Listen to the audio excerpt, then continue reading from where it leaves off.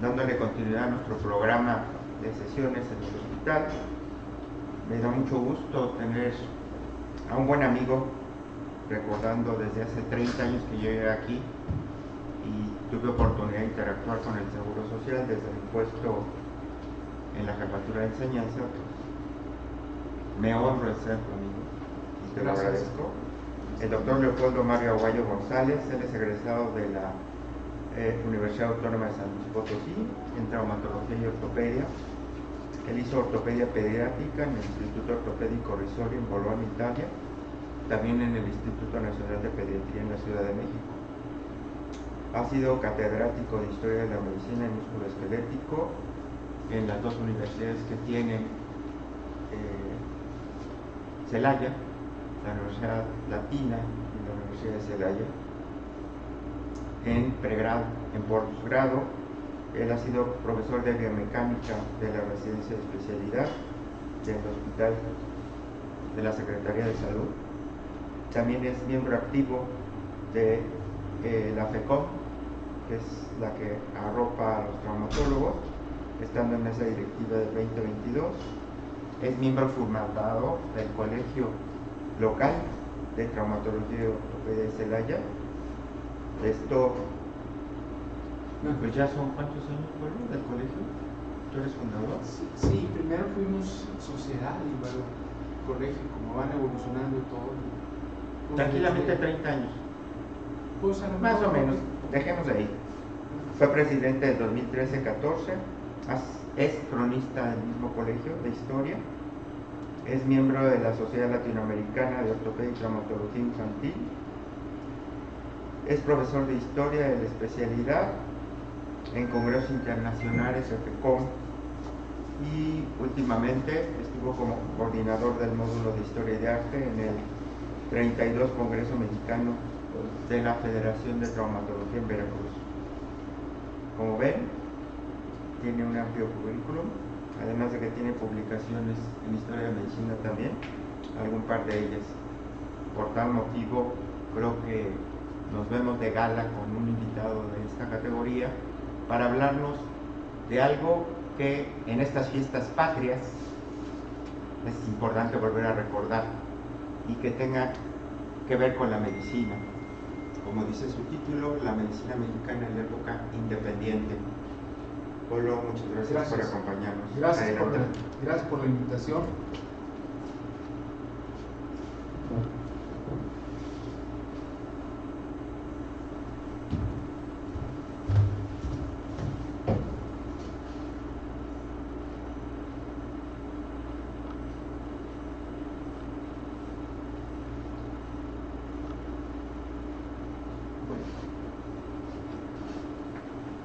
Resulta que esta etapa se inicia desde la consumación de la independencia el 27 de septiembre de 1821, cuando llegó el ejército trigarante, y termina esta etapa el 1 de enero de 1942, en plena Segunda Guerra Mundial, cuando se inician las residencias médicas de especialidad en nuestro país.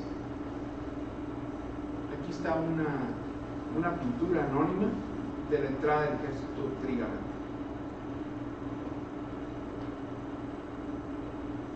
Y esto lo describió el doctor Ignacio Chávez Sánchez, el padre de la cardiología mexicana. Le tocó fundar dos institutos nacionales de cardiología, los primeros institutos de cardiología en el mundo, y él decía: si en lo político el periodo colonial terminó para México en 1821 al conseguir su independencia, en el aspecto médico el periodo colonial sobrevivió 12 años más y su límite lo marca en realidad la reforma de 1833. Aquí hay dos. Este libro editado en 1947 y el que yo tengo de 1987. Y se clausura la Real y Pontificia Universidad de México, que así se denominaba, lo que después evolucionaría hacia la actual Universidad Nacional Autónoma de México, el 19 de octubre de 1833. Antes los médicos había formaciones para médicos y había formaciones para cirujanos. Y el doctor Valentín Gómez Farías, esta es una fotografía que conseguí hace unos meses. En ese entonces presidente interino, cuando estaba otro de los dictadores que ha tenido con lo que ha adquirido nuestro país, Antonio López de Santana, pidió permiso y entonces Valentín Gómez Farías funda la Dirección General de Instrucción Pública. Y la materia gris, el cerebro de esta dirección, fue este hombre, sacerdote guanajuatense, doctor en teología, que se llamaba José María Luis Mora. Nació y creció en Chamácuaro, actualmente es la ciudad de Confort, y falleció en París. Este solo sí, Francisco Chamácuaro.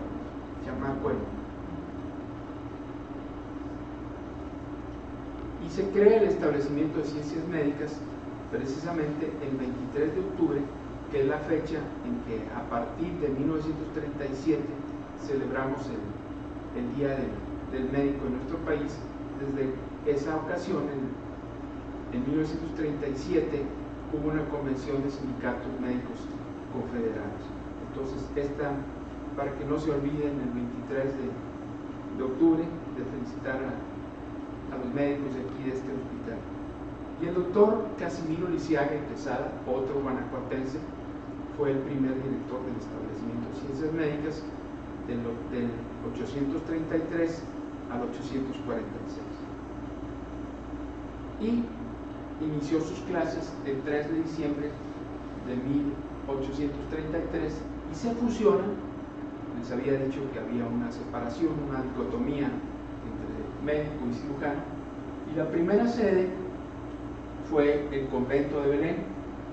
No tenía la escuela de medicina, no tenía, pues todavía no se llamaba escuela de medicina, ahorita platicaremos, pero anduvo de manera itinerante en diferentes conventos donde no les cobraban, donde les daban asilo a los pocos estudiantes de medicina que comenzaron en esta época independiente. Y el doctor Manuel Eulogio Carpio Hernández, aquí tienen ustedes un busto, dice que en 1836, 3 años después de que se hizo el establecimiento de ciencias médicas, varios médicos conforman la Academia de Medicina de México. Fíjense cómo está escrito con G de gato. Este hombre fue primero cirujano y después se hizo médico. Fue el primer profesor de fisiología en el México independiente. Y aquí anotamos este grupo de médicos y anotamos de nuevo la palabra con letra diferente, México con G de gato. El doctor Ignacio Torres Padilla estaba gestando lo que después sería el Consejo Superior de Salubridad, que ahorita actualmente se llama Secretaría de Salud. Y también crearon el periódico de la Academia de Medicina de México. ¿Se fijaron? Este se escribe con G. Inicialmente en el idioma náhuatl era México, o sea, así se pronunciaba, México. Y este es el Consejo Superior de Salubridad del 4 de enero de 1841. Y otro guanajuatense, que vamos a hablar más adelante, el doctor Eduardo Lisiaga y Torres, sobrino de Casimiro Lisiaga, estuvo al frente de esta institución durante 25 años. Y este es el Colegio de San Ildefonso, fundado o creado, terminado y construido en 1618, en el siglo XVII, y el 12 de enero de 1842 se cambia el establecimiento de ciencias médicas a este lugar y cambia su nombre por el de Escuela de Medicina. y un queretano, don Pedro Escobedo. Aquí hay cerca, cuando vas en la salida a la Ciudad de México, hay un municipio que se llama Pedro Escobedo, precisamente en honor de este hombre. Falleció en Jalapa, Veracruz, y la cirugía se llamaba patología externa, y él es el fundador de la cirugía mexicana de la época independiente. Y pasaron otros acontecimientos durante esta época independiente. El 16 de octubre de 1846, en el Massachusetts General Hospital de Boston, se dio la primera anestesia con éter. Y el doctor Pedro van der Linden, originario de Bélgica, el 18 de abril de 1847, en la batalla de Cerro Gordo, cerca de Jalapa, Veracruz, dio la primera anestesia con éter. Fue hasta junio 4 de ese mismo año que se dio una anestesia en Yucatán. Y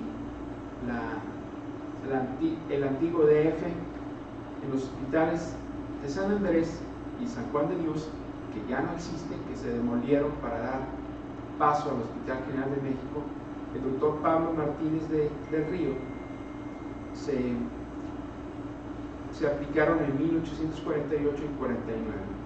De 1846 a 1848 fue la primera vez que ondeó la bandera de los Estados Unidos en el Palacio Nacional. Y aquí tienen ustedes un daguerrotipo. Los daguerrotipos fueron los antecedentes de las fotografías. Y aquí está una amputación de la pierna del sargento Antonio Bustos. Y aquí trae el doctor Pedro van der Linden, que es este individuo. Y aquí están otros compañeros de él. Vean, este hombre está tocando con los dedos el muñón. Sí, probablemente aquí tiene un torniquete, porque no se ve que sangre, y aquí sostiene la pierna amputada. Y mi tocayo, el doctor Leopoldo Río de la Loza y Guillén, fue presidente de la Segunda Academia de Medicina, y ahí ya le cambiaron. Ahorita ahí está una J de jugar. El 30 de noviembre de 1951. Él fue maestro también de química médica y su director desde 1968 a 1873. Y fíjese, a los profesores de medicina no les pagaban. Había una época todavía problemática, y entonces se cansaron de andar de forma itinerante como los gitanos, y supieron que estaba libre el antiguo palacio de la Inquisición, y de sus propios bolsillos compraron en 50.286 el palacio de la Santa Inquisición. Y aquí está una litografía de esos años, entre 1856 y 57, precisamente en la plaza de Santo Domingo. Así era la plaza de Santo Domingo. Aquí está la Santa Inquisición. Y este es por dentro del edificio de la Santa Inquisición, donde es la sede de la Sociedad Mexicana de Historia y Filosofía de Medicina, fundada el 1 de marzo de 1957. Y el 27 de abril de 2017 tuve la dicha de que me invitó esa misma sociedad, y di una conferencia magistral el 27 de abril, que se llama La verdadera historia de la penicilina. Aquí estoy con el doctor Carlos Viesca Treviño, que era en ese entonces presidente de la Sociedad Internacional de Historia de la Medicina, y el doctor Gaspar Rodolfo Cortés Riverol, que era poblano, que era el presidente de la Sociedad Mexicana de Historia de la Medicina, Historia y Filosofía de la Medicina. Y el doctor Miguel Francisco Jiménez, los puse en rojo para que sepan cómo conocen. Ahí está toda la serie de nombres que tenía, ¿verdad? Él inició sus estudios en 1834 y en 1838 se recibió de médico. Fue titular de la Cátedra de Medicina Interna en 1845 y publicó sobre el absceso hepático amibiano y su punción con trócara. Esta punción de trócara se realiza menos, gracias a Dios que podemos controlar las infecciones amibianas y que la mayoría ya están descartadas. Cuando yo era interno de pregrado en San Luis Potosí, me tocó ver este procedimiento de la evacuación de esos abscesos. Y publica apuntes para el estudio de la fiebre petequial o tabardía. Él se platica, aunque dicen que es una leyenda, que realizó la primera cesárea en una mujer viva, de esa señora que se llamaba Jacinta Guzmán, que fue cornada por un toro en el abdomen. Y el doctor, otro queretano, cercano de aquí de Guanajuato, realizó la segunda transfusión sanguínea en México en el Hospital San Pablo. Vamos a hablar más adelante en qué quedó el Hospital San Pablo. Pero la primera transfusión la realizó otro guanajuatense que se llamaba Matías Genaro Beistegui García.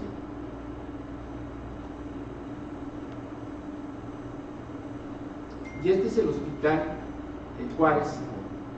Se llama a partir del 19 de julio, el día 18 de julio de 1872, se murió Benito Pablo Juárez García y entonces se decidió que se llamara Hospital Juárez.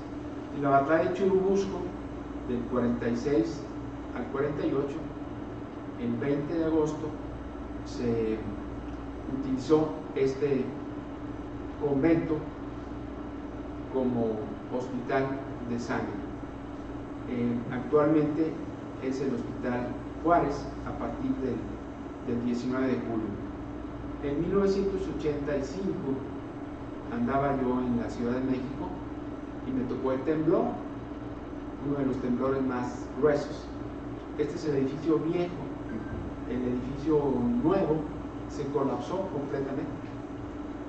A mí me tocó conocer, fui yo a las labores de rescate en ese lugar del Hospital Juárez.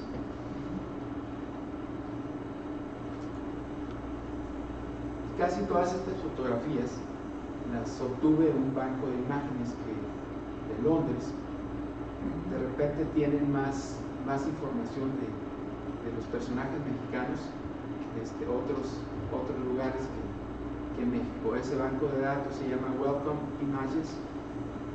Y este hombre es el iniciador de la medicina legal en México. Y el 13 de febrero de 1878, el doctor Nicolás San Juan efectuó la primera histerectomía vía vaginal en una paciente multípara. Afortunadamente, me tocó, cuando era yo interno de pregrado en el Hospital Central, me tocó ver varias histerectomías vaginales porque eran pacientes multíparas que tenían prolapso uterino. Ahorita la mayoría de las histerectomías se hacen vía abdominal y también las hacen vía laparoscópica. En el Hospital de San Andrés, que ya no existe.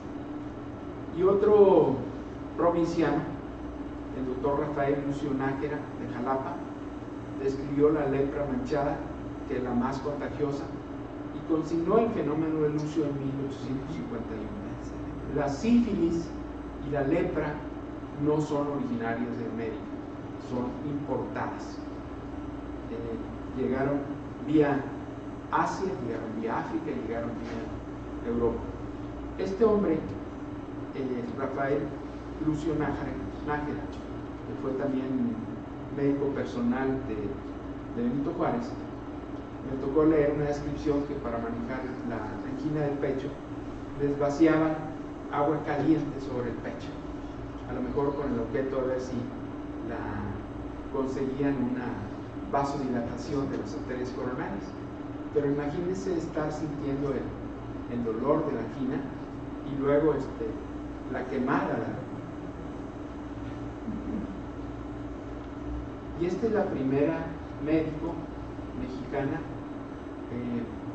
graduada en la Escuela Nacional de Medicina, donde estuvo el general Porfirio Díaz Mori, y esta es la fecha de su examen profesional. Tuvo muchos gente, sus mismos compañeros, que no querían que se graduara. Gracias a Dios, ahorita la mayoría de mis alumnos son en las escuelas de medicina, son mujeres, gracias a Dios. Entonces, esta fue Matilde Petra La Montoya Lafranc. Y así como la anestesia fue en provincia, también le pasó lo mismo a los rayos X. El 8 de noviembre de 1895, Wilhelm Conrad Röntgen, en Würzburg, en Alemania, hizo el descubrimiento de los rayos X.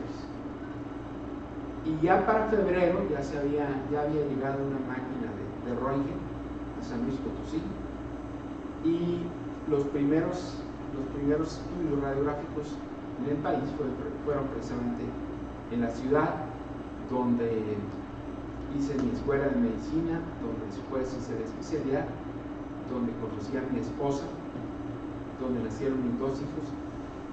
Fue hasta el 29 de octubre de ese mismo año de 1996 que el doctor José Tobías Núñez Pérez Lomba tomó la primera radiografía con fines diagnósticos en este Hospital Juárez de un codo luxado. Aquí tienen la fotografía del doctor Antonio F. López, y acá está el jovencito del doctor Tobías Núñez. Y este otro guanajuatense, les digo que era sobrino de Casimiro Lisiaga, fue alumno del doctor Miguel Francisco Jiménez, que ya platicamos de él. Funda el Instituto Antirrábico. Este hombre se fue al Instituto Pasteur y se trajo un cerebro de conejo infectado por rabia, y se creó el Instituto Antirrábico en México. Él es el fundador y promotor del Hospital General de México el día 5 de febrero del año 1905. Todavía estaba ahí Porfirio Díaz Mori. Aquí está una foto de principios del siglo pasado. Inicialmente el Hospital General de México tenía 32 servicios y 1000 camas. También se cayó este hospital con el temblor de 1985, lo mismo le pasó al Centro Médico Nacional y a más hospitales. Y el doctor José Terrés Jimeno, todos a través de él, porque es el iniciador de la medicina moderna, en la Escuela Nacional de Medicina hizo en diciembre de 1880 hizo el examen de admisión y comenzó en el 81. Concurrió a las cátedras de estos ilustres maestros. Cátedra es una palabra latina que significa trono del obispo. Los obispos eran los más instruidos, los más letrados, y eran los que instruían a los sacerdotes, pero significa cátedra, trono del obispo. Y a los 22 años de edad presentó un brillante examen profesional y fue jefe de la cátedra de clínica interna, primero en el hospital de San Andrés, ¿sí? Y después estuvo en el Hospital General de México cuando ya fue inaugurado. Él es el profesor, el abuelo de estas gentes que vamos a mencionar a continuación, otros médicos ilustres, como aquí están algunos. Yo lo puse en rojo al doctor Germán Díaz Lombardo, porque ahí fue la cuna del manejo quirúrgico de las deformidades de columna vertebral. Todos estos médicos, muchos de ellos tienen su nombre asociado a hospitales, como el doctor Ignacio Chávez Sánchez, que era de origen michoacano, y a quien me tocó conocer cuando yo era estudiante de medicina. Fui de los afortunados que invitaron a la dirección del Hospital Central Ignacio Manuel Prieto a conocer al doctor Ignacio Chávez. Está el doctor Gustavo Vaz Prada y el doctor Salvador Subirán Anchondo, chihuahuense. Gustavo Vaz Prada es del Estado de México. Aquí están otras gentes que muchos de ustedes a lo mejor han oído hablar, pero fueron ellos médicos, alumnos del doctor José Terrés Jimeno. Varios de estos maestros que ustedes vieron fueron maestros de mis maestros en la Escuela de Medicina de San Luis Potosí, y a mí me tocó, como lo estoy haciendo con mis alumnos de la Universidad Latina y de la Universidad de Celaya, a través de mí llegan las enseñanzas del doctor José Terrés Jimeno. Y el doctor Aquilino Villanueva, urólogo, que en 1941 era jefe director de ese hospital general de México, y el doctor Gustavo Vaz Prada, que fue el primer secretario de la Secretaría de Salubridad y Asistencia. Durante su gestión se creó el Instituto Nacional de Cardiología, el Hospital Infantil de México, el Instituto Nacional de la Nutrición y el Hospital Central de San Luis Potosí. El Hospital Central de San Luis Potosí, donde yo me formé. Él instituyó el servicio social médico obligatorio, después en otras profesiones. Fue director al mismo tiempo de la Escuela Médico Militar y también de la Escuela Nacional de Medicina. Fue gobernador del Estado de México durante la época revolucionaria, y después ganó la medalla Belisario Domínguez del Senado. Y Gustavo Vaz Prada es el médico más notable en nuestro país del siglo XX. Y el 1 de enero de 1942 se inician las residencias médicas de especialidad en el Hospital General de México. Y aquí está el doctor Fernando Quijano Pigna, originario de la capital de San Luis Potosí, que fue el primero en realizar una ligadura del conducto arterioso en el Hospital Central Ignacio Manuel Prieto, que es el hospital universitario. Y en 1943 también comenzó la residencia el doctor Manuel Quijano Nareza, originario de Matehuala, San Luis Potosí, y que estuvo en el equipo que realizó el primer trasplante renal en nuestro país. Este hombre no me tocó conocerlo, el doctor Clemente Robles Castillo, fallecido apenas en este siglo XXI. Este hombre marca el cambio del siglo XIX al siglo XX en la cirugía, en la ginecobstetricia, en la cardiocirugía y la neurocirugía. Bueno, y con esto concluyo. Agradezco su presencia y su gentil atención. Muchas gracias.